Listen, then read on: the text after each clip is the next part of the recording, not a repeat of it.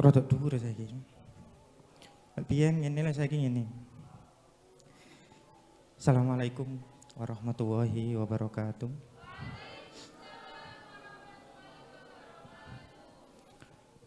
Bismillah, alhamdulillah, wa ni'matillah, wa la hawla wa la quwata illa billah, amma ba'du.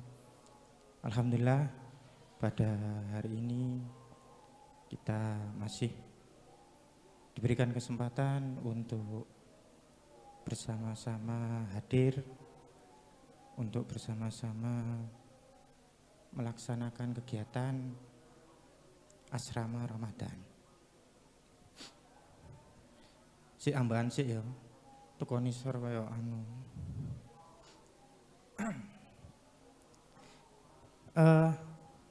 Untuk mengawali pada materi kali ini, sebenarnya kemarin ketika dikasih pemberitahuan kami ingin ganti materi, tapi ya wis karena sudah dijadwalkan maka kita laksanakan saja. Nggih. Tuh, sirek tambahan sih ya. Tambahan sih.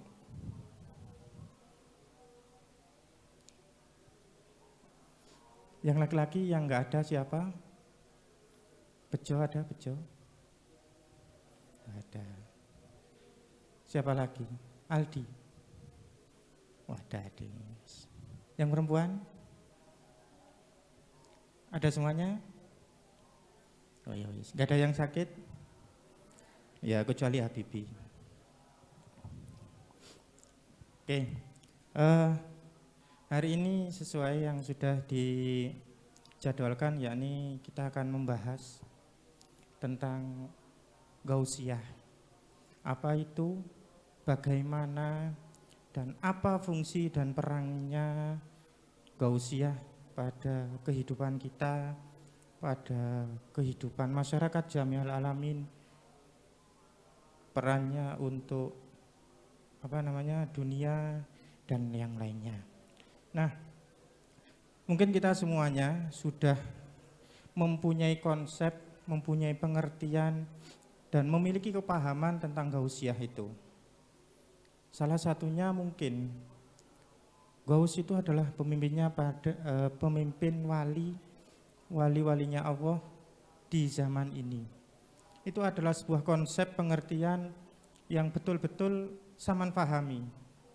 Dan Saman juga sudah sering mempraktekkan, baik itu secara langsung ataupun tidak langsung. Nah, tapi dalam hal ini nanti kita akan sedikit memberikan wawasan kepada sampean semuanya tentang Gaussiyah ini. Dari mana asalnya dan apakah peran dan fungsinya. Terus secara umum wali-walinya Allah ini nanti apa saja? Apa cuma ini wali Gauss. Ini jarene, mohon maaf ya. Ada yang pernah berkata, ono wong iso sembayang di ndure godhong itu dianggap walinya pangeran. Wah, ono sing ngono barang. Nah, nanti dari kejadian-kejadian itu, dari dinamika kehidupan yang seperti itu, nanti akan kita lihat, akan kita cermati, kira-kira nanti masuk kepada kategori wali yang mana. Ya, kategori wali yang mana. Terus ada wali itu nanti kategori ciri-ciri nih, wali yang disebut wali ini adalah tidak memiliki putra, tidak memiliki anak laki-laki, atau gak duwe anak lanang, atau tidak punya keturunan. Itu ada ciri-ciri wali yang tidak memiliki keturunan. Nah, oke, bisa di enter Habibi. Nah, ini asal-usul pengertian siapa wali kutub. Wali kutub, wali Gauss banyak sekali ya, tapi di Al-Qur'an tidak pernah disebutkan. Hanya penyebutannya secara umum saja. Ya, tentang konsep wali ini. Nah, asal-usul istilah wali, nah ini ya. Istilah wali atau wali kutub, wali Gauss itu tidak pernah ada ternyata. Di dalam Islam tidak pernah ada. Nah terus Pak, kenapa kok dibilang ada wali Gauss, ada wali kutub? Nah, ternyata belum sampai ke situ ya. Kenapa kok sampai diadakan terus kok sampai disebut wali ghaus, wali kutub? Karena wali itu adalah rahasia. Rahasianya Allah yang ditutupi dari sebagian makhluknya. Ya. Ada dawuh bahwasanya yang tahu wali, oh iki wong iki kekasih pangeran, itu ya sama-sama wali nih pangeran. Jadi memang benar-benar dihijab atau ditutup dari kepahaman atau pengertiannya makhluk yang lainnya. Jadi sebagian saja yang tahu. Jadi wali ini adalah sesuatu yang gaib. Sesuatu yang gaib yang ditutupi dari sebagian makhluknya. Itu adalah wali. Nah, tidak ada peluang bagi manusia untuk mengetahui hal gaib. Jadi tidak ada peluang, tidak ada kesempatan kita untuk mengetahui hal-hal yang gaib. Ada pertanyaan, Pak, ini tadi Habibie lihat orang selonjoran, sikile dawa, ndek nisore trap kate munggah nang lantai 3. Sikile dawa, ternyata setelah didekati manekin, Pak. Gak usah bingung, manekin di bawah iku ono manekin sikile tok iku lho. Ngono via wis nggak usah bingung, manekin ini loh maksud saya. Ya. Nah terus Pak, bagaimana ketika fenomena, mohon maaf, sapa winginane sing dijareni dijongkrokno anu iku Diva, Aurel, katanya dituntun sampai jatuh ke bawah dan yang lainnya. Itu terus fenomena bagaimana Pak? Oke, sebelum lanjut kepada ini, ada fenomena seperti ini. Di dalam otak kita ada 3 bagian. Memang mungkin nanti salah, ya kita revisi bersama-sama. Tapi di dalam otak kita ada 3 bagian. Yang pertama itu namanya alfa. Jadi alfa ini bagaimana? Alfa ini kenyataan. Ya sekarang ini sampean dijewit loro, sampean diselentik loro, terus sampean dirayu Dimas kok ganteng sih, sampean seneng. Itu namanya alam alfa. Yang kedua alam beta. Bukan beta, koncone Bahril Bian. Alam beta ini adalah alam mimpi. Dimas mimpi bengi-bengi, ya, paginya langsung mandi. Terus Bahril ketemu sama seseorang dan itu saya nggak tahu, saya mimpi ketemu seseorang tapi saya nggak tahu orang itu siapa. Itu namanya alam beta. Terus alam yang ketiga. Jadi yang pertama alam nyata, yang kedua alam beta, yang ketiga alam teta. Alam teta ini alam bagaimana? Alam di bawah sadar. Ketika alam di bawah sadar ini maksudnya seperti ini. Ketika sama nanti frekuensi kehidupan kita itu di alam bawah sadar, sampean itu kayak gini loh, moro-moro meneng-meneng langsung sahlon ini langsung bisa dimatikan dengan cara menggunakan alam bawah sadar. Koyo Master Dedi ya, yang membengkokkan sendok hanya dengan dipegang, itu adalah kegiatan mental. Itu ada pada dalam diri kita. Makanya dalam Wahidiyah kita disuruh atau dianjurkan untuk sering-sering melakukan istighraq. Karena apa? Itu adalah alam bawah sadar, yang dimana alam bawah sadar ketika nanti kita sudah masuk di situ, ketika sudah kita kuasai, maka kita akan memiliki kekuatan-kekuatan yang luar biasa. Itu adalah alam teta. Nah, terus fenomena ketika ada seperti itu adalah alam hayalan atau alam halusinasi. Alam halusinasi. Saya menghalusinasikan sebuah bentuk, mohon maaf, makhluk yang namanya pocong seperti ini. Maka akan muncul dalam penglihatan kita. Ketika kita berhalusinasi, di situ ada. Terus pandangan kita kemanapun kita mesti akan merasakan kehadiran mereka. Itu adalah halusinasi. Dan bahkan mohon maaf, kemarin saya sempat komunikasi dengan seseorang. Saya tanya, kira-kira kehidupan kita ini saiki iki sadar, apa mimpi, apa terbangun dari tidur? Sadar ya? Sadar. Kalau menurut saya, kehidupan kita saat ini adalah sedang bermimpi. Saya sedang bermimpi saat ini. Nanti saya bangun, saya akan bangun di alam barzah nanti.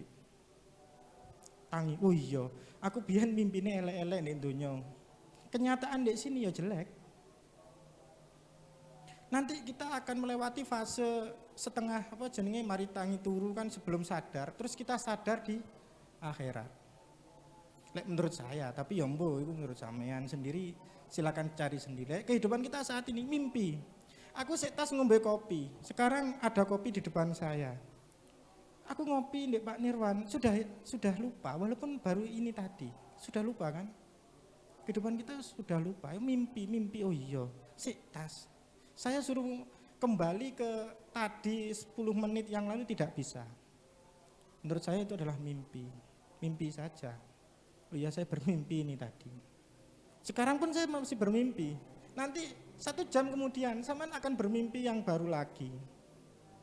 Makanya selamat bermimpi. Ya, itu. Lanjut, Bi. Nah, lantas istilahnya seperti apa? Ketika tadi istilah di dalam Islam tidak ada. Awalnya enggak ono. Yang ada cuma aulia atau kekasihnya Allah saja. Tapi kok sampai ada penyebutan wali kutub, wali gaus dan wali-wali yang lainnya. Lanjut, Bi. Nah, ini bisa dibaca ya. Nah, itu adalah istilah mitos dalam ajaran Sufi. Sufi itu sebuah ajaran, sebuah torekoh, ya. Sufi. Jadi Sufi itu mempercayai, memiliki mitos bahwasannya ada kekasihnya Allah yang itu jabatannya sangat luar biasa dan memimpin wali-wali yang lain untuk apa? Untuk menjaga keseimbangan dunia.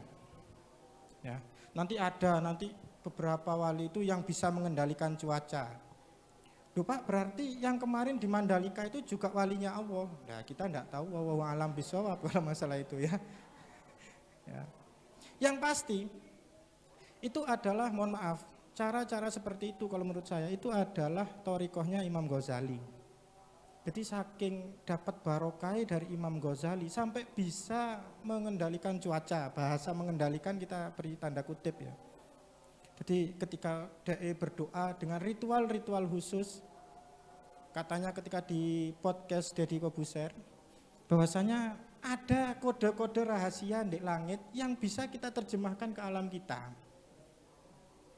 Ya, yang bisa kita terjemahkan ke alam manusia dan itu bisa dilaksanakan dengan segera.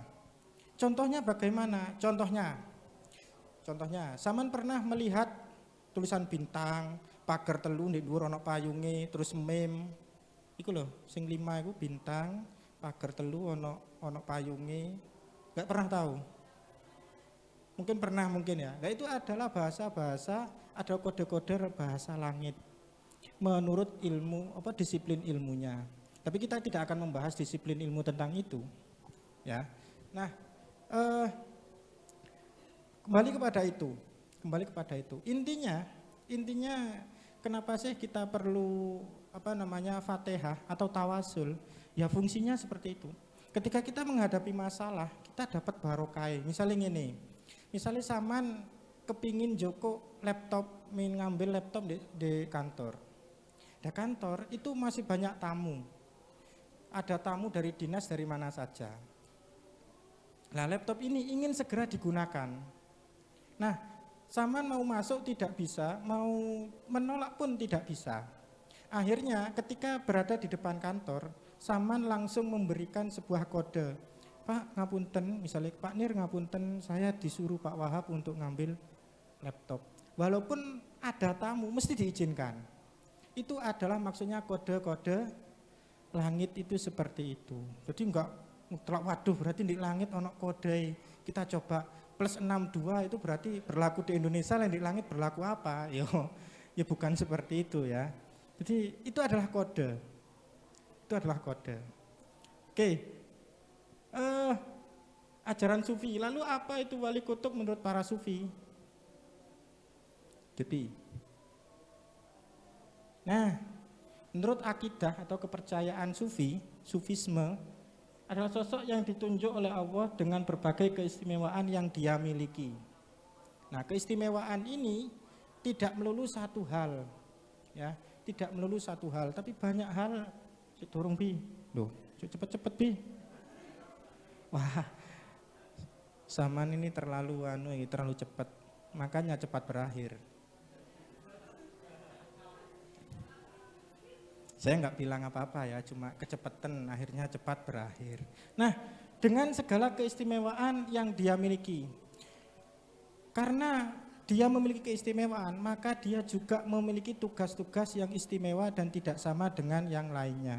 Itu adalah wali kutub, ya. Jadi atau wali ghaus. Pak, wali kutub dan wali ghaus itu bagaimana? Kalau menurut saya sama saja, cuma dalam penyebutan saja, ya. Sebut di kini disebutnya misalnya misalnya Habibie diceluk Bibi, Habibies apa meneh, terus apa jenenge Ubed iki diceluk Kepek, ya cuma itu saja mungkin ya, penyebutan saja. Ya. Itu adalah penyebutan. Nah, terlepas dari apapun amalnya, sifat dan karakternya, jadi tidak memandang orang, tidak memandang karakter, tidak memandang perbuatannya, sekalipun dia tidak memiliki karakter layaknya orang yang soleh. Jadi ini bebas, sak karep-karepe pangeran mau nunjuk siapa saja yang dia ridhoi. Ya.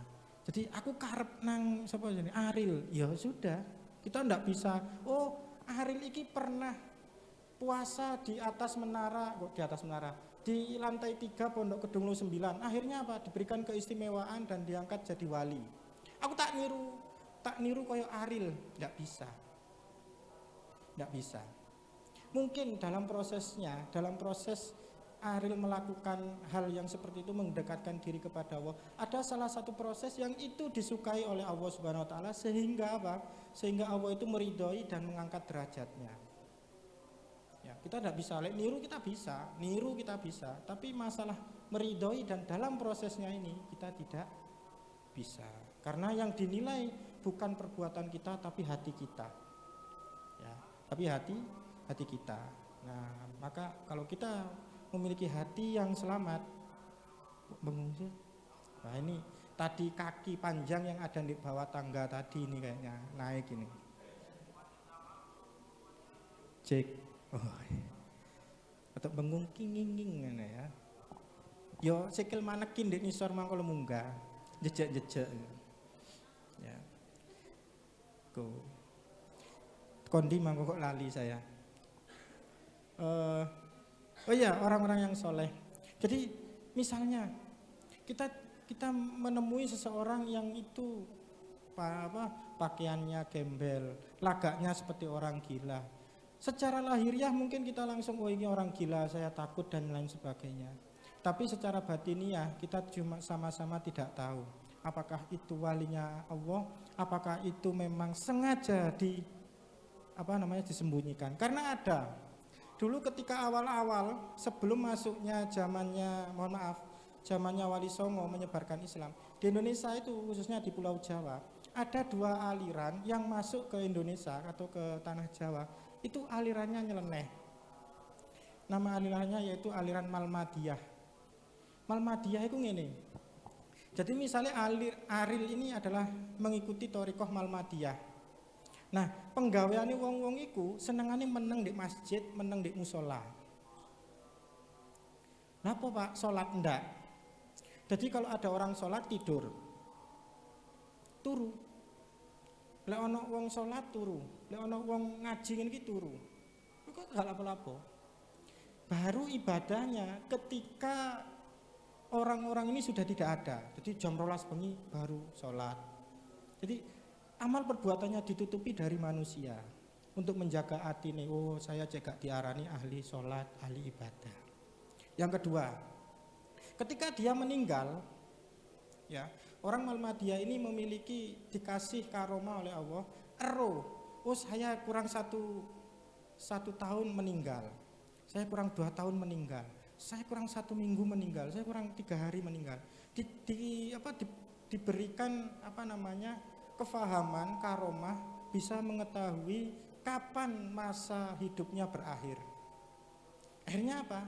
Akhirnya ketika masa hidupnya akan berakhir, dia berdoa, dongo, terus meninggal. Nah, orang wong podo sealiran, maksudnya satu jamaah itu mesti ngelompok. Nah, itu dikubur. Orang yang meninggal tadi itu dikubur. Nah, kubur misalnya kan 1 atau 2 meter. Yang 1 meter, jadi mari diuruki, mari dikubur sekitar kurang 1 meter. Itu dikasih, mohon maaf ya, bangkainya anjing. Jika bangkainya celeng di kuburannya mangko. Dengan tujuan apa? Lo ternyata wong iki mang mohon maaf, jasadnya berubah, diadab di pangeran jadi celeng. Saking menyembunyikan, dia itu memang benar-benar beribadah dan ahli ibadah dari kebanyakan manusia sampai koyok ngono. Itu adalah orang Muhammadiyah. Orang-orang yang kedua, aliran yang kedua yang masuk ke Indonesia, tapi ini sudah dilarang. Tapi masih ada beberapa yang yang melaksanakan. Orang yang kedua itu melakukan beberapa puasa. Salah satu puasanya adalah seperti wataknya bumi. Semakin dihina itu semakin baik dan semakin subur.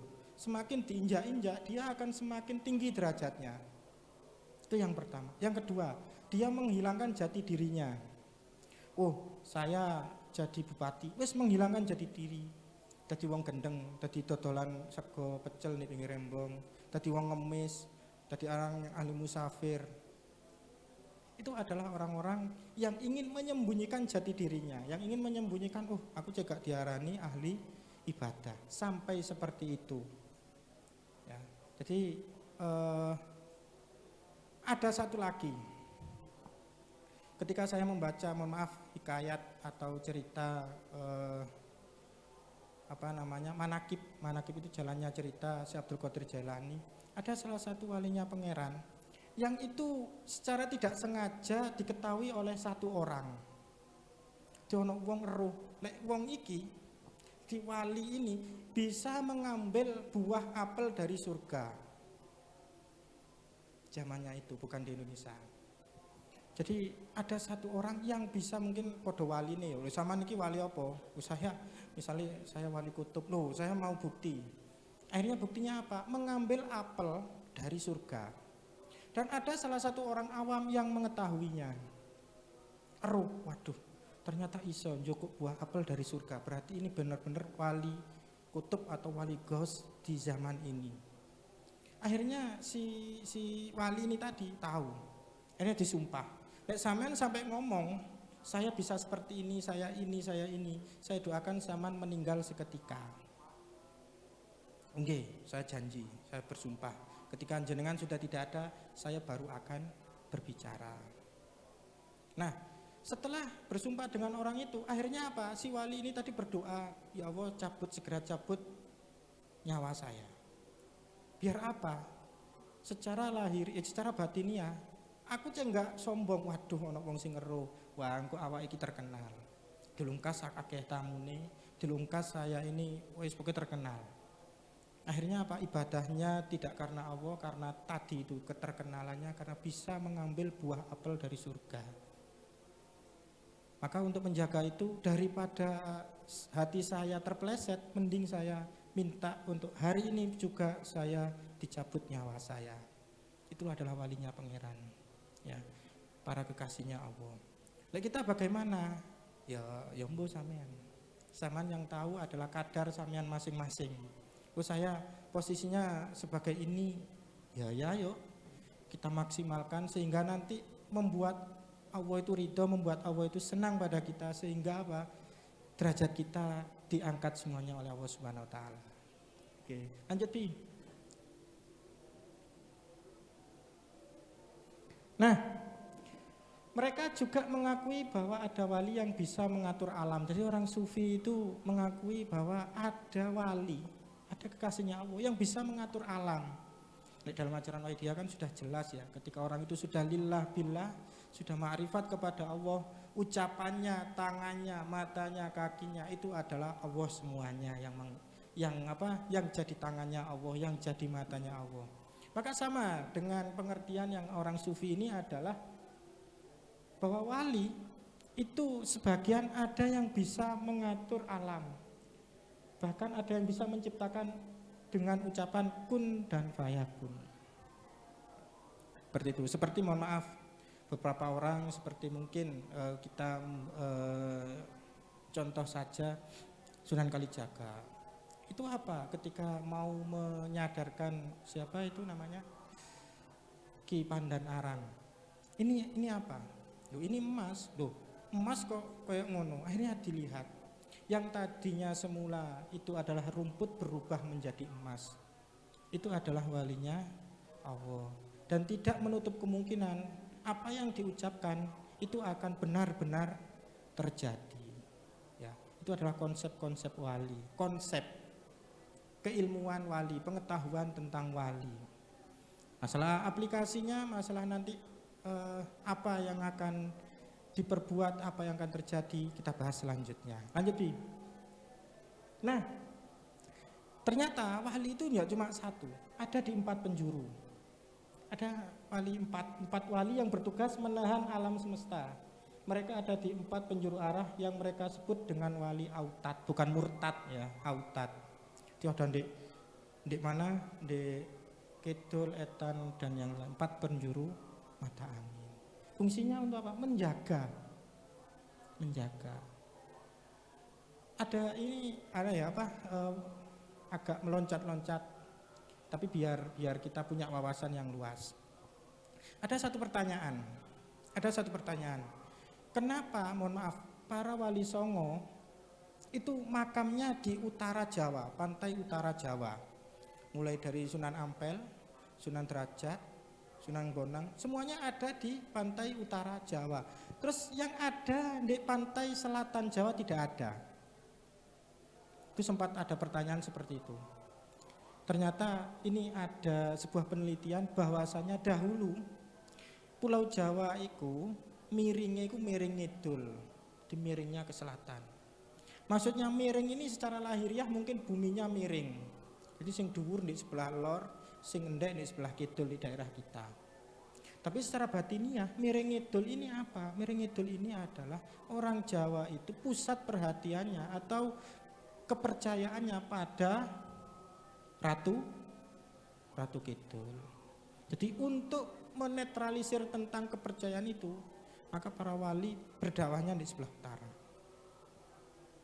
Ya, berdakwahnya di sebelah utara. Soalnya apa? Engko lek makamnya di sana enggak bisa membedakan, iki makam apa petilasan. Iki nggene bermunajat apa golek pesugihan kan seperti itu. Jadi biar secara lahiriah dan batiniah seperti itu. Nah, makanya untuk menyeimbangkan itu makam-makami wong-wong sing abot-abot yang dekat dengan Allah ditaruh di utara semuanya. Ya, dideken di kidul. Mungkin secara ilmu ilmu alamnya ombak di laut selatan dan di laut utara lebih tenang di laut utara daripada di laut selatan. Ya alam bisawab juga. Ya, mungkin peneliti itu cuma pendapat dan penelitian. Masalah nanti ada penelitian yang lain, ada pengetahuan yang lain, itu juga harus kita kaji ulang dan mungkin kalau sama mau percaya monggo, kalaupun enggak ya enggak apa-apa. Itu cuma kajian dan pendapat. Ya. Terus yang kedua, ada 7 wali yang masing-masing ada di 7 benua. Nah, ini aku bingung, 7 benua itu 7, yang 2 itu benua apa saya lupa. Dan saya juga tidak tahu. Kan benua cuma ada 5 kan, tapi ini ada di 7 benua. Apa yang benua yang 2 ini bisa mengisyaratkan 1 benua perairan atau yang kedua adalah benua daratan. Lende air kan Nabi Khidir, kalau di tanah adalah Nabi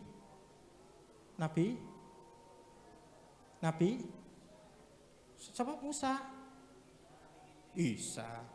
Kalau di perair atau di laut itu Nabi Khidir, kalau di darat Nabi Ilyas.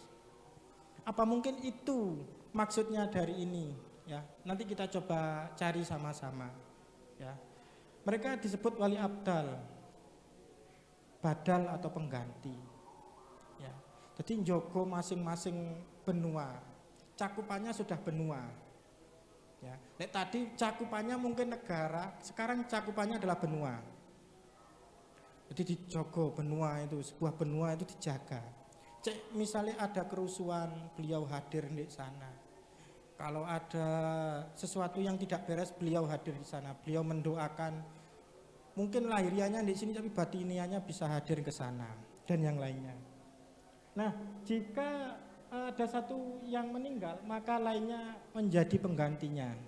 Jadi misalnya wali yang tingkatan kelas 2 itu meninggal, maka wali yang tingkatan kelas 1 salah satu akan diangkat oleh Allah untuk menggantikan wali yang di kelas 2 tadi. Itu adalah konsepnya wali. Ya, jadi misalnya wali Gus meninggal, maka akan diangkat wali yang berada di bawahnya atau wakilnya. Jadi wakilnya dinaikkan. Yang bawah juga akan dinaikkan. Sehingga nanti akan ada pemilihan wali lagi. Seperti yang mujahadah tahun kemarin mujahadah bukan 2 tahun ya, 2 mujahadah yang kemarin.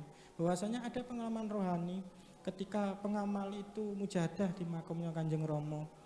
Bahwasanya hari terakhir mujahadah kubro akan ada 3 walinya Allah yang dilantik di Kedunglo. Berarti, nah ini kan ada urutan wali yang di sana wali ini mungkin sudah meninggal atau dinaikkan derajatnya. Akhirnya apa? Ada pelantikan wali yang baru. Mungkin salah satu di antara kita, semoga saja. Lanjut Bi. Nah, ada wali yang mengatur cuaca. Ya kayak sapa itu tadi yang ada di Mandalika itu mungkin ya. Di Mesir, jadi orang Mesir meyakini ada 30 orang di Sam, Irak dan demikian. Nah, juga ditunjuk sebagai wakil menangani suasana tertentu. Jadi tidak hanya berhubungan dengan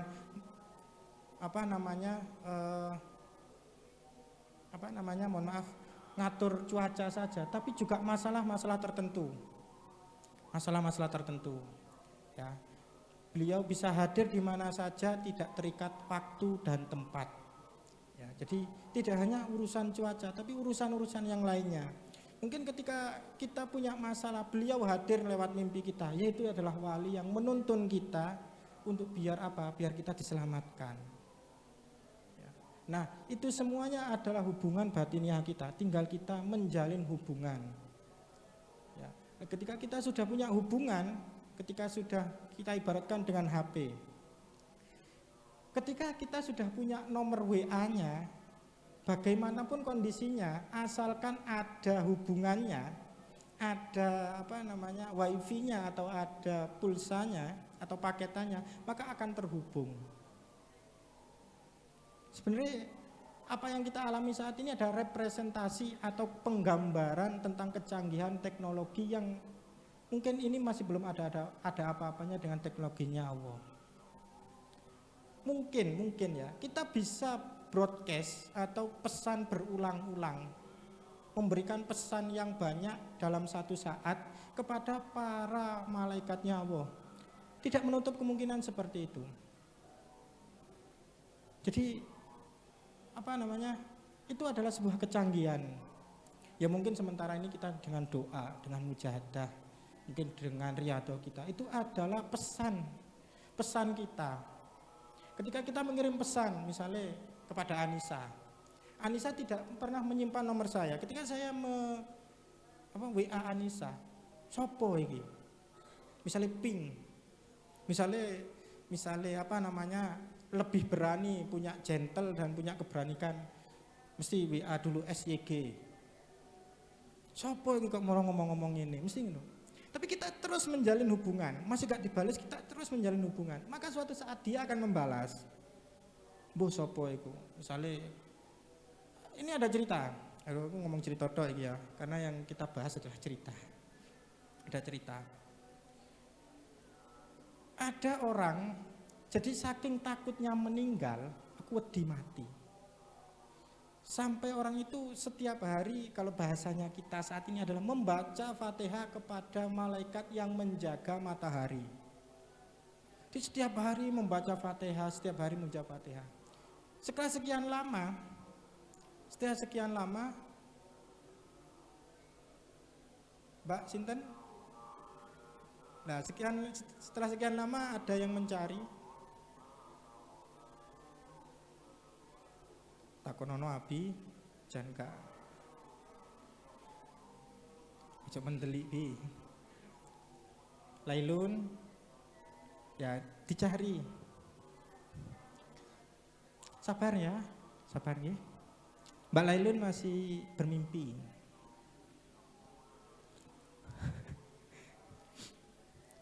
Nah, saya lanjutkan. Setiap hari membaca Fatihah kepada malaikat matahari. Akhirnya apa? Didengar oleh malaikat matahari. Akhirnya didatangi orang ini, didatangi. Terus bilang, "Saman mau apa? Silakan bawa saya ke matahari. Saya takut meninggal." Akhirnya dibawa orang ini ke matahari. Ya mungkin matahari menurut bayangan kita kan panas seperti itu, tapi kan secara mungkin kalau orang sudah diberi kekuatan kan tidak akan panas seperti itu. Ternyata apa? Ternyata orang ini meninggalnya salah satu sebabnya adalah nanti meninggalnya di tempatnya malaikat matahari. Jadi apa maksudnya? Berarti kita harus selalu membina hubungan kepada siapapun. Makanya dalam Fatihah kadang kita jamak para kekasihnya Allah min aulia illah kan ngono. Sopo kita nggak tahu karena itu memang dirahasiakan. Ya, dan tidak semua orang mengetahui kecuali podo-podo. Ya. Saman tahu Amar, mesti saman ya bendinane ya ketemu Amar, ya saling berhubungan dengan Amar, masih berhubungan, jalin komunikasi, bersosialisasi dengan Amar. Itu adalah konsep wali, ya. Tuh. Terus apalagi ini? Ya itu. Dan sekian banyak wali yang mengatur iklim dan cuaca itu mereka dipimpin oleh satu wali yang disebut wali kutub akbar atau wali ghaus. Inilah yang mengatur semua urusan kejarahan itu kerajaan ya atau sebuah tatanan Sunda Empire, bukan Sunda Empire ya, tatanan kewalian. Karena dalam dunia wali itu ada kerajaan batin, ada aturan dan keputusan. Jadi tetap ada musyawarah. Ya, musyawarah mungkin kalau sampean melihat Naruto, ngerti Naruto ya? Nah, Naruto. Ada di situ Akatsuki, ngerti Akatsuki ya namanya? Akatsuki. Atau Akatsuki ku ya apa? Ketika ada panggilan masuk secara batiniah dari ketuanya, Pain itu ya, Pain itu. Dia langsung menang istighraq, terus hadir di satu tempat yang disepakati.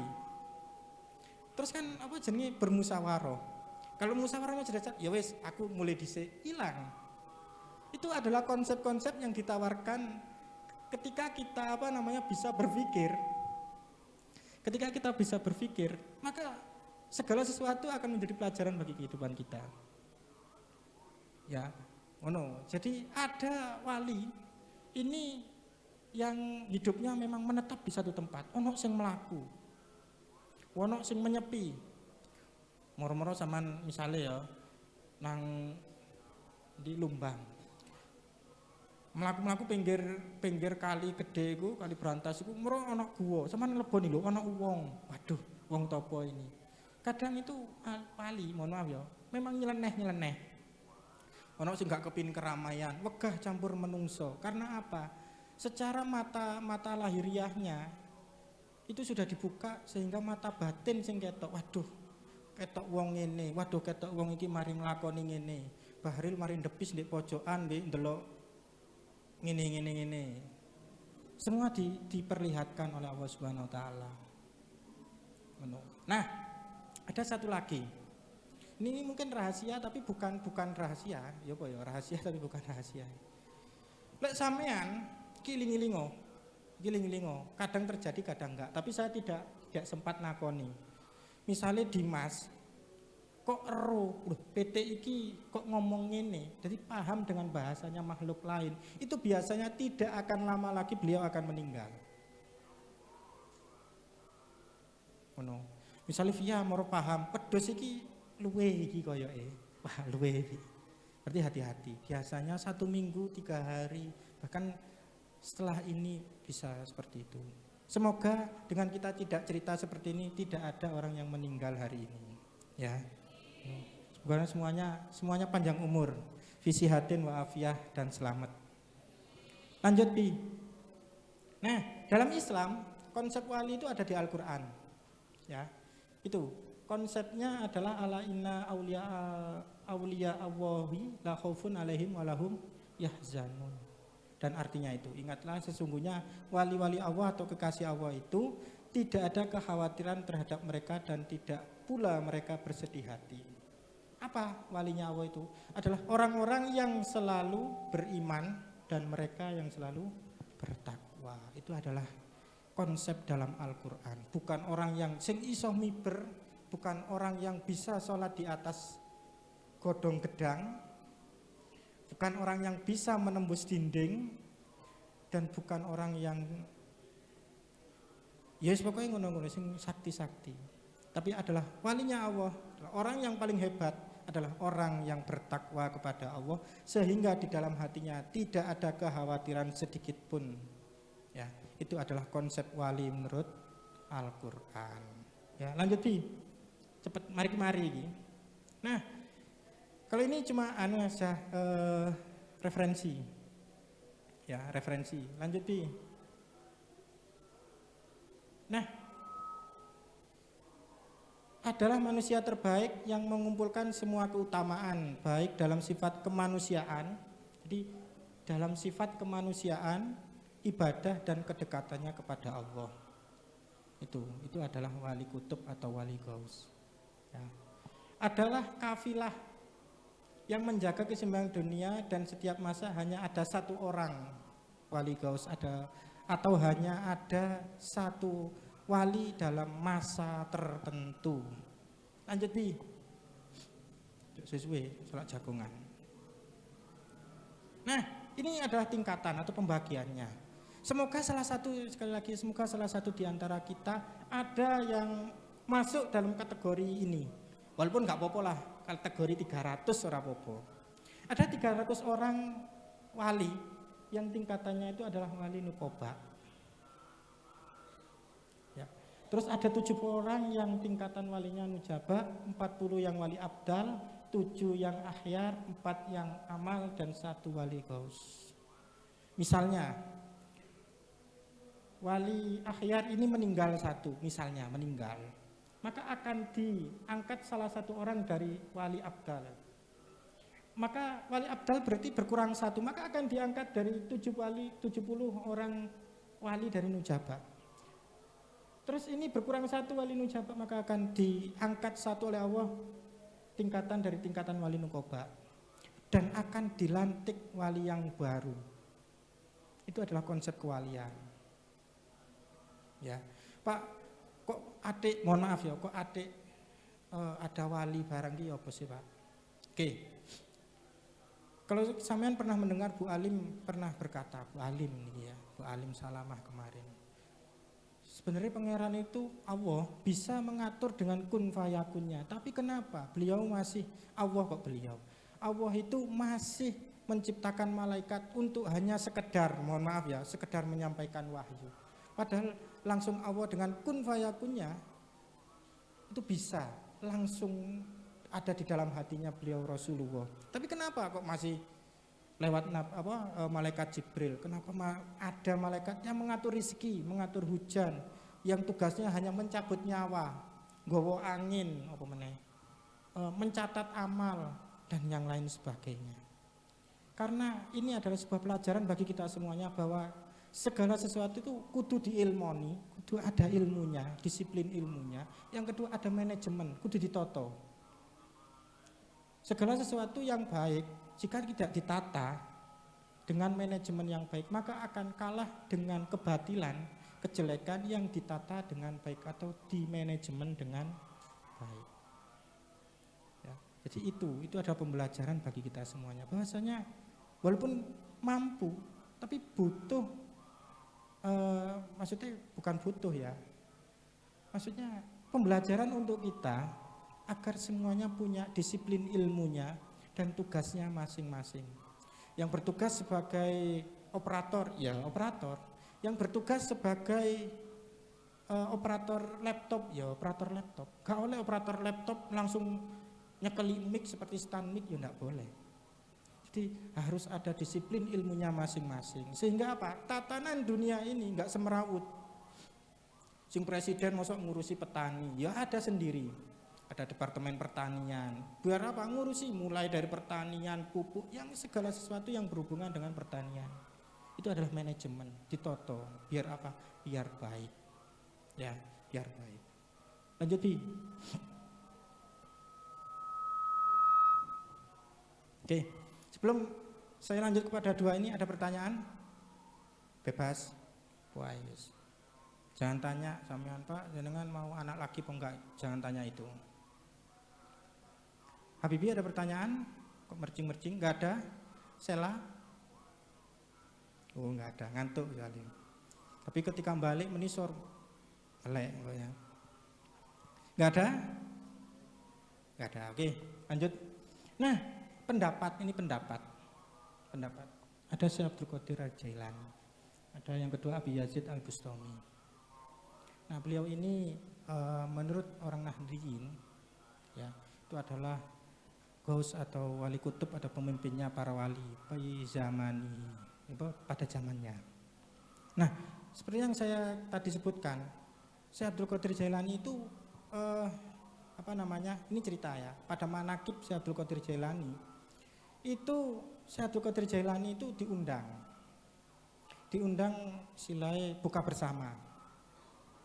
Nah, diundang buka bersama, akhirnya dikei tumpeng. Jadi apa jenis tumpeng? Ya tumpeng ono iwake. Nah, ketika selesai makan, ada salah satu orang, mungkin ini padha waline, nyeletuk. Syekh Abdul Qadir Jailani, katanya jenengan ini adalah wali kutub, wali Ghaus. Saya pengen bukti. Nah, ngono. Langsung dibuktikan. Langsung ditakoki, buktikan kalau memang jenengan benar-benar wali Ghaus. Oke. Ngono jadi saiki oke. Ya, satset masih ngono ya. Oke, satset. Akhirnya apa? Tulang-tulang bekas tadi ya, yang sisa-sisa tulang disusun lagi. Syekh Abdul Qadir Jailani itu disusun. Setelah itu, wah, beliau berbicara, wis uripo maneh atas izin saya ngono. Tapi mungkin dalam bahasa kita itu adalah perkataan secara lahiriah, tapi dalam bahasa batiniah bukan itu ya, maksudnya. Wah, berarti Syekh Abdul Qadir Jailani pangeran, bukan itu. Kita kembali kepada konsep, orang itu dekat dengan Allah, sudah menjadi kekasihnya Allah, sudah makomnya ma'rifat. Apa yang diucapkan itu ya memang terjadi. Karena apa? Mulutnya adalah saya, tangannya saya, itu adalah firman-Nya Allah. Jadi ayam ini tadi hidup. Ayam ini hidup dan istilahnya ngomong syahadat, bukan syahadat ya. La ilaha illallah Muhammad Rasulullah, Syekh Abdul Qadir Jailani, Syekh Abdul Qadir waliullah. Akhirnya percaya, oh iya saya percaya. Akhirnya ketika percaya ayam ini, ya wes saman sudah cukup. Akhirnya kembali jadi tulang kembali. Itu adalah salah satu pendapat. Itu dek manaqib yang saya baca sih, manaqib itu mungkin cerita. Ya. Terus yang kedua, Abi Yazid Al-Bustami. Kalau enggak salah ya. Beliau itu sampai seperti ini. Saya bahasa itu apa ya? Sik tak toto bahasanya ya. Sapa wong sing eruh jenengku wajib mlebu swarga. Sampai seperti itu. Jadi ini agak nyeleneh. Penggaweane mohon maaf lek posoan nang warung. Terus lek gak posoanku yang gen-gen mohon maaf ya, gesek-gesek ngono ku. Dadi wali yang nyeleneh. Terus ada, "Besar ini sampean wali lah kok penggaweane koyo ngene." Akhirnya dibuktikan. Wis pokoke wong titenono ketika sampean meninggal, wong sing ngeru jenengku haram masuk neraka, wajib mlebu swarga. Masalah iya dan tidak itu wallahu alam. Tapi kalau memang sudah tingkatannya wali ini pangeran, ya kita mau kate demo nang sapa, ya lek pemerintahan kita demo, tapi lek Allah masuk kate demo, ya sak karepku ta semanti lapo lek ngono. Ya. Jadi ini ada beberapa pendapat saja, beberapa pendapat. Lanjut Bi. Ini ya sumbernya juga itu ya. Jadi ada beberapa sumber yang tadi yang ada 370, 40 sampai sekian. Yang ini adalah sumber yang lain. Nah, pendapat ini juga tidak salah menurut kita karena kita sendiri pun juga tidak tahu. Itu segala sesuatu adalah hal yang gaib. Hal yang gaib itu apa? Diimani bukan untuk dilihat. Aduh, misalnya saya percaya, tapi aku kepingin delok. Bahasanya hal yang gaib itu hanya dipercayai, kudu diimani tapi tidak dilihat. Ya, ini jadi sama seperti tadi. Ya, maksudnya sama seperti pengertian yang awal tadi, cuma beberapa pendapat ada tambahan nomor 7 sampai nomor 12.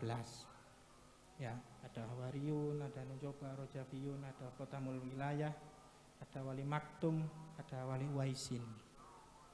Itu ada tingkatan, kelas C SMP, kelas 2 SMP, 3 SMA, kuliah, dan yang lainnya. Ya, lanjut Pi. Ya wes, terima kasih, cuma itu saja. Ya. Jadi intinya seperti ini. Kita semuanya masih dalam kadar gak mesti, tidak pasti. Ketika kadar tidak pasti ini, maka kita harus melakukan berbagai hal untuk apa? Untuk menjadikan pasti. Contohnya, kita belum pasti selamat. Ya apa caranya widya selamat? Kita belum tentu sukses. Ya bagaimana caranya kita bisa melangkahkan kaki kita kepada kesuksesan? Sekali lagi, yang dinilai adalah proses kita. Ketika di proses itu kita mohon maaf ya, aduh salah wis kewesel ngantuk dijauh itu lo ngene. Tapi kate nolak gak penak, ya wis tak lakoni isa-isone. Mungkin itu adalah proses yang akan diridhoi oleh Allah. Ya, proses yang akan diridhoi oleh Allah. Nah, jadi dari proses itu, dari kejadian-kejadiannya yang sampean alami, kesulitan-kesulitan yang sampean alami, fa insyaallah itu adalah menjadi jalan, menjadi sebab nanti kita semuanya sukses dan diangkat derajat kita. Ya, kita juga tidak tahu ya nanti salah satu di antara kita, saya yakin ya mungkin nanti akan jadi walinya Allah Subhanahu wa taala pada bidangnya masing-masing. Ya, pada bidangnya masing-masing. Saya lanjut lagi.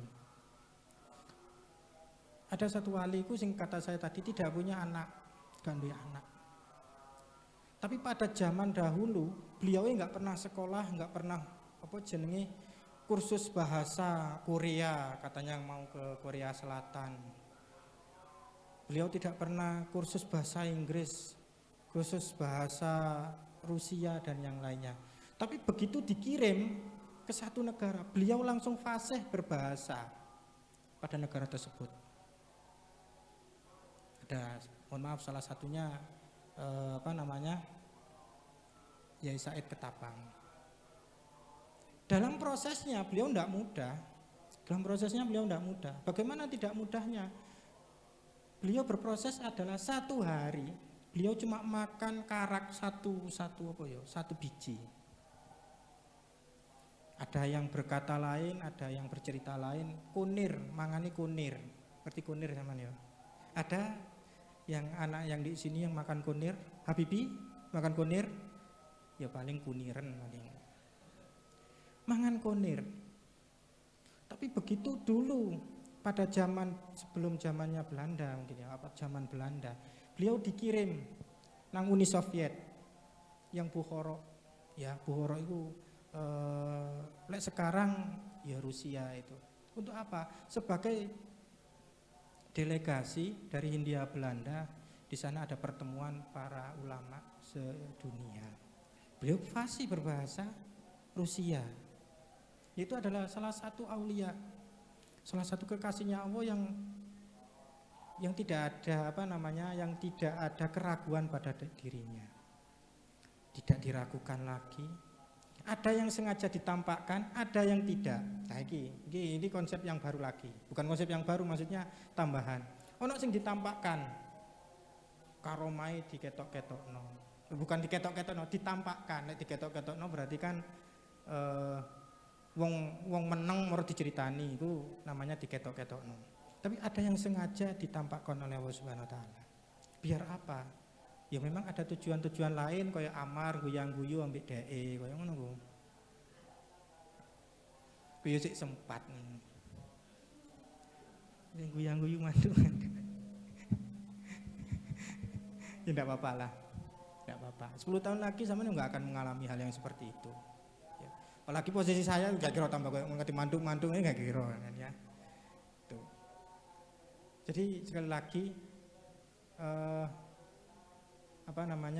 yang dinilai adalah prosesnya.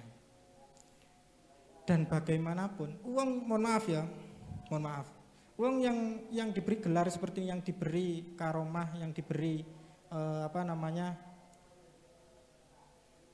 kewalian, jabatan kewalian, satu, dia hidupnya tidak akan penak, mesti soro, mesti penuh dengan kesengsaraan menurut kita. Suworo ujiannya luar biasa, ujian kesabaran lulus ujian harta lulus ujian ini. Ya, ada satu ini bapak wis ngantuk gak apa-apa, yang penting kupingi gak kerunguan. Suatu saat saya yakin sel-sel di dalam tubuh kita akan merespon apa yang saya ucapkan ini. Ada satu orang diuji sangat luar biasa sekali. Saking miskinnya, saking tidak punya uangnya, diuji tentang harta, sampai anak dan istrinya ikut dibalekno nang marotuane.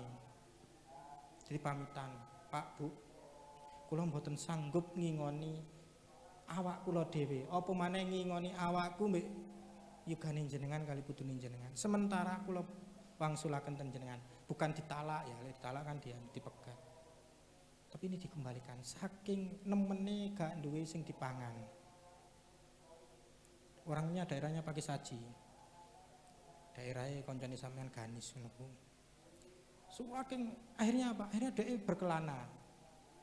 Dalam prosesnya dia nggak mudah. Dia berpuasa tidak akan makan ketika tidak diberi oleh orang. Jadi gak oleh jauh, aku jauh sego gak oleh. Mas meneng. Misalnya kepingin saking luwene, syaratnya satu, kudu melok nyambut gawe.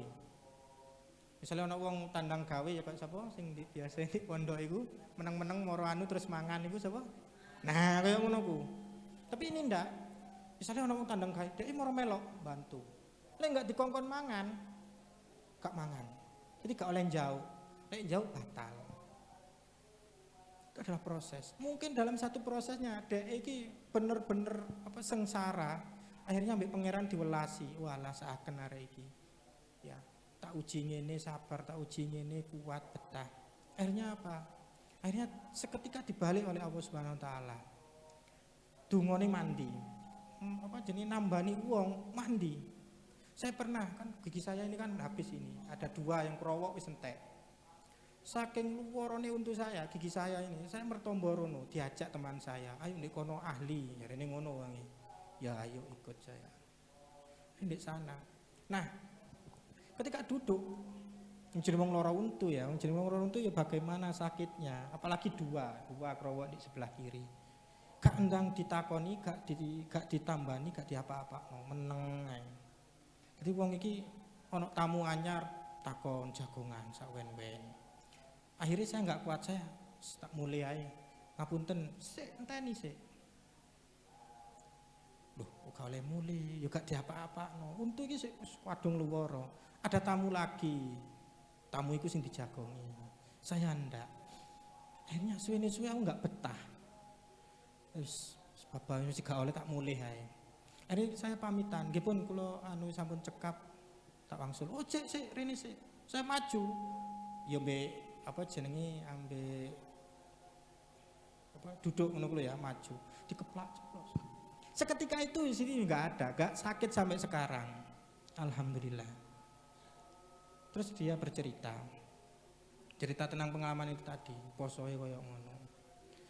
Saya baru tadi pagi kehilangan Honda Jazz, mobil Honda Jazz satu, dicolong maling. Saya ndak berpikiran lama, waktu itu juga saya beli lagi. Waduh, kok ngoten? Iya, malingnya cek kaget jadi.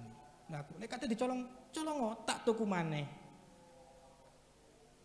Jadi lek bahasa kita kok sombong men, tapi ya ndak, ya memang itu apa jenenge orang yang sudah apa ya menjadi mungkin kekasihnya Allah lewat proses yang dijalani, lewat riyadhoi, lewat tirakate. Lah tinggal kita ini bagaimana? Ya, tinggal kita bagaimana. Sampean sing mau riyadhah tirakatan lewat puasa silakan. Tambahi mujahadah, tambahi ngapal Al-Qur'an luar biasa. Tinggal sampean nanti bagaimana di proses ini. Nek sampean ada satu saja proses yang salah, ambiar makbiar sampean. Ya. Apalagi mohon maaf yang kelas 3 ini. Yang kelas 3 SMP dan SMA. Dijaga hati-hati, dijaga betul-betul. Tenang dijaga. Soalnya apa? Orang dikatakan selamat dan tidak itu dinilai dari akhirnya, dari terakhir. Ketika terakhir, ketika sakaratul maut, sampean ingat Allah, ya insya Allah husnul khotimah. Tapi ada tapinya. Ketika zaman yang terakhir sampean lupa sekejap, sudah selesai waktu-waktu kita ketika yang kita kumpulkan mulai awal sampai akhir. Makanya dijaga perkataan, perbuatan, tingkah laku, bahkan lebih-lebih hati kita. Ya dijaga semuanya. Sing kelas 1 2 bagaimana? Yo tetep podo hati-hati nih. Mumpung durung kadung. Ya, tetap hati-hati. Biar apa? Biar selamat semuanya. Saya selamat, zaman semuanya selamat, baik ilmunya dan semuanya. Yang terakhir pesan saya, yang terakhir. Orang sukses, mohon maaf ilmunya yang bermanfaat barokah. Kebanyakan, nah kebanyakan ya. Kebanyakan adalah orang-orang satu sing melarat-melarat, sing miskin-miskin. Kenapa Pak kok seperti itu? Iya, soalnya uripe rekoso, uripe susah. Akhirnya apa? Ketika apa jenenge terlunta-lunta dhek ndonga, ya Allah kok ngene men sih nasibku. Muga-muga saya diangkat derajat saya melebihi teman-teman saya. Diijabahi. Karena apa? Nelongsone DP-DP nih, bukan Pak Nur DP-DP ya. Karena DP-DP ini nang pangeran itu tadi. Cici, wong sing gak duwe. Biasanya wong gak duwe di ajis. Saya gak ngomong ajis gak duwe ndak. Ajis Dani. Dek kelasnya dibully. Dani kan dibully tapi meneng ae. Dan saya ketika tahu itu, maksudnya ero diceritani, saya mek ngene, ayo podo-podo ditengeri nang awakku dhewe. Anak iki nanti suatu saat akan jadi apa? Ya tetep dados menungso, Pak. Ya iya, maksud kate dadi sapi ngono ya. Maksudnya akan dirubah apa nasibnya ambek pangeran? Ya. Nanti yo, oh iki konco sak kelas Sela, konco sak kelas Anissa. Kira-kira ya apa nanti? Akan dibalik bagaimana ambek pangeran? Sing mentereng-mentereng ya, sing pakaiane harum. Mohon maaf, Dani itu saya pernah, mohon maaf ya. Kok sebut nama sih, Rek? Ya si D. Saya pernah tahu parfumnya. Parfumnya itu mohon maaf ya, minyak apa jenis misik sing ambune berwedel ngono ya. Ya Allah, saya seperti itu. Lek sampean kan enggak, walaupun minyak 10.000-an kan enak-enak. Lek Dani, lek D ini kan saya yakin anak ini nanti akan lebih sukses daripada teman-temannya. Bukannya aku ndongakno Dani dong, enggak ya sampean tak ndongakno kabeh ngono maksudnya.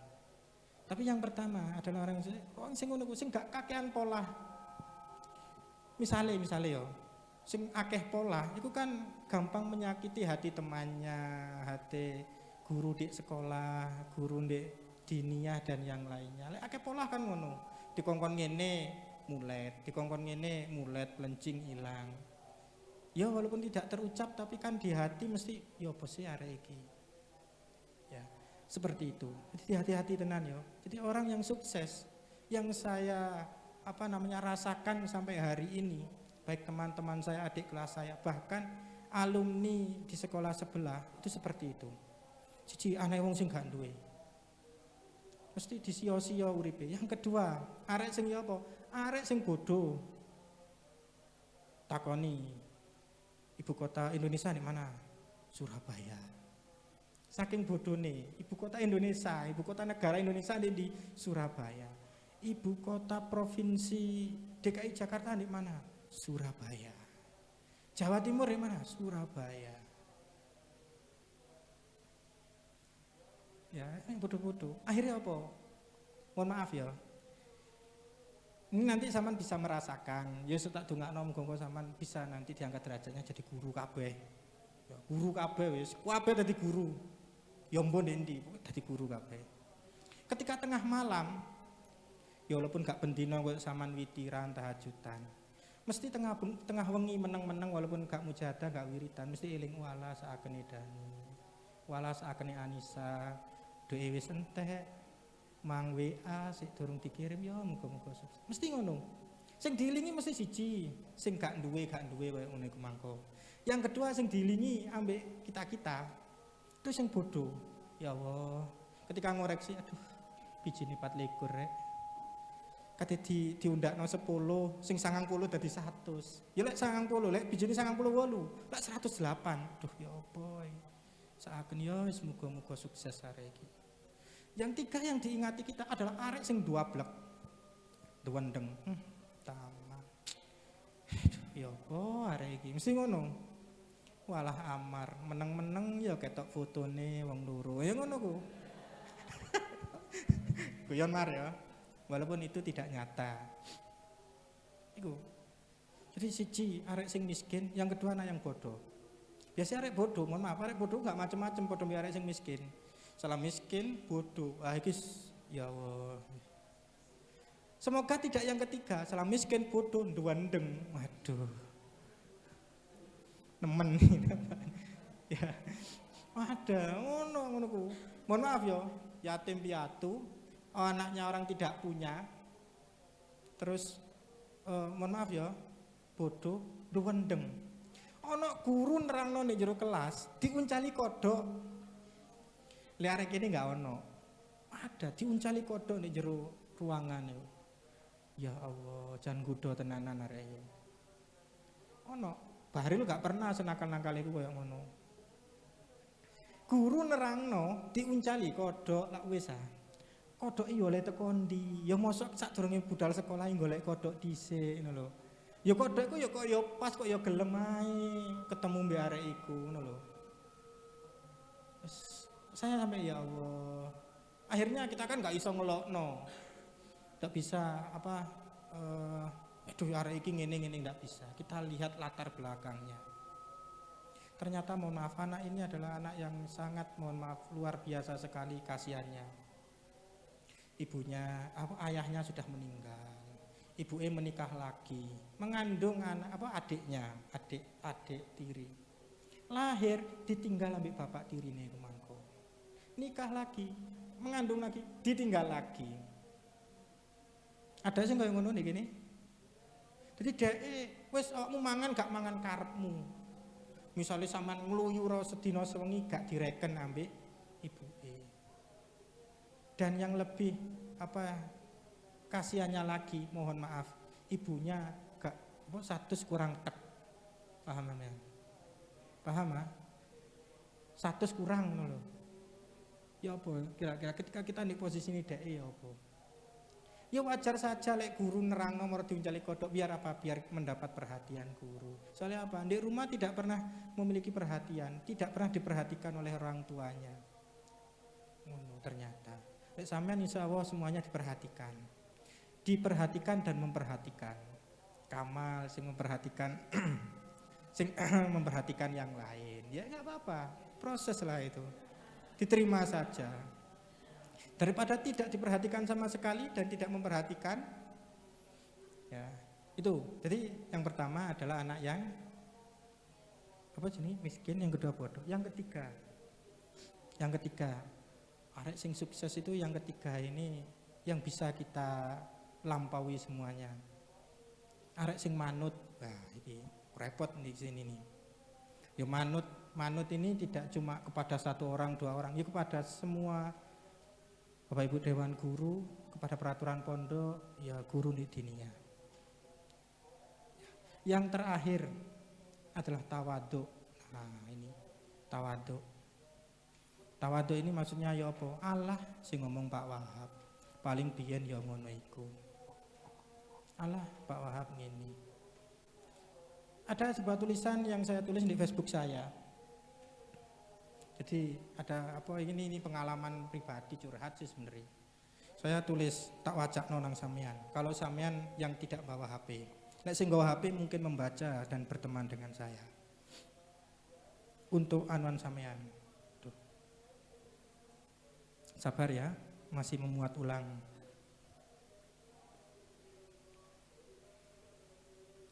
Duh, kan di paketan rek. Wifi-nya nggak sampai sini.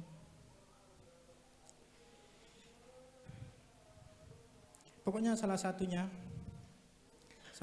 adalah seorang murid lupa cara menghormati gurunya ketika dia sudah tahu keburukan gurunya. Nah, ini adalah ujian terbesar untuk seorang murid, terutama kepada guru rohani kita. Allah ternyata, mohon maaf ini, Allah ternyata Kanjeng Yai yang ini. Jangan sampai ada seperti itu. Itu sudah wis cara apa sama daftar wis gak manfaat ilmune wis jelas ini. Itu adalah ujian terbesar. Ujian terbesar yang kedua yang saya rasakan sampai hari ini adalah dekat dengan guru. Cedek mbek guru itu ujian. Apa meneh ado mbek guru itu lho ya tambah lebih ujian. Cedek mbek guru ujiannya ya apa? Meremehkan. Gelek dijak sharing, iyalah ternyata Pak Wahab yang gak iso, walah ternyata Pak Nirwan yang gak iso, iyalah ternyata ngene, iyalah ternyata ngene, walah ternyata di omahe ngene. Itu adalah ujian terbesar. Zaman bisa melalui itu insya Allah sampean. Ya saya doakan sekali lagi semoga kita semuanya bisa melewati ujian-ujian itu. Ingat ya, orang yang tawaduk adalah orang yang akan tinggi derajatnya di hadapan Allah dan manusia yang lainnya. Ngono. Ketika zaman sudah tinggi derajatnya, maka Allah akan ini terakhir sebagai penutup. Ketika zaman sudah diangkat derajatnya oleh Allah, maka Allah akan dawuh akan berfirman kepada malaikat Jibril untuk menyampaikan di grup-grup malaikat. Ya, ini nyampaikan di grup-grup WA, Telegram, Snapchat, kayak story di Instagram, gawe status di Facebook, gawe feed di Instagram dan yang lainnya. Apa isinya? Allah mengangkat atau mengasihi makhluk A. Saman wajib mengasihi juga. Itu adalah isi pesan broadcast dari malaikat Jibril kepada grup-grupnya. Lek wis isi langit tahu, maka apapun yang saman lakukan, fa insya Allah itu atas kun fayakunnya Allah juga. Terima kasih. Semoga yang sedikit bermanfaat bagi kita semuanya, bisa menjadikan ilmu yang bermanfaat bagi kita, dan yang akhirnya nanti kehidupan kita bisa selamat baik lahiriah dan batiniah kita. Al-Fatihah.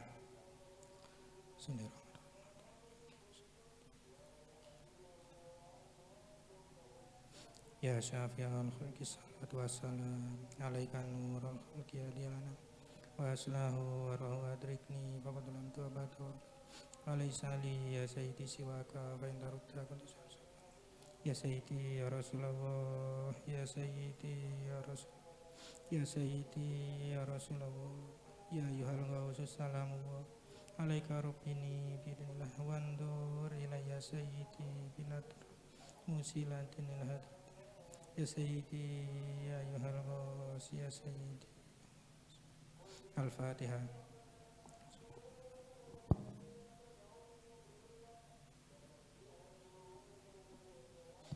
Terima kasih. Ya, terima kasih. Bila ada salah kata, saya mohon maaf yang sebesar-besarnya. Wabillahi taufiq wal hidayah. Wa minar Rasulillahi sallallahu alaihi wasallam as-safah wa tarbiyah. Minal ghausi hadas zaman anadra wal barokah wal karamah. Wassalamualaikum warahmatullahi wabarakatuh.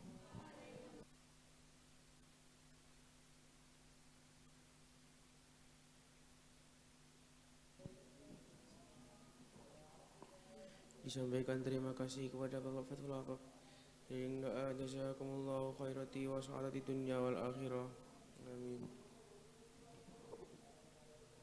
Marilah kita tutup acara pada malam hari ini dengan tasyafu'an dan istighosah pangkuan beliau Rasulullah sallallahu alaihi wasallam wa qala zaman radhiyallahu an.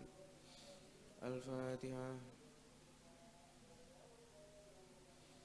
Ya syafi'al salatu wassalamu alaika nurul khalqi hadhihi anam wa aslahu wa radhiqni faqad lam ta'bud wa rabbini wa laysa li ya sayyidi siwaka fa inna ruda qudus alika ya sayyidi ya Rasulullah ya sayyidi ya Rasulullah ya sayyidi ya Rasulullah ya ayyuhal qawl sallallahu alaika rabbi bidlah wa alhamdulillah ya sayyidi bin adrah musnadil hadratil aliyah. Al-Fatihah. Demikianlah acara yang selesailah acara pada malam hari ini. Segala salah dan hilaf kami mohon maaf jauh sebesar-besarnya. Wabillahi taufiq wal hidayah min Rasulullah sallallahu alaihi wasallam syafaat terbiya. Wa min Allah radhiyallahu anhu wa barakatuh wal karamah. Wassalamualaikum warahmatullahi wabarakatuh.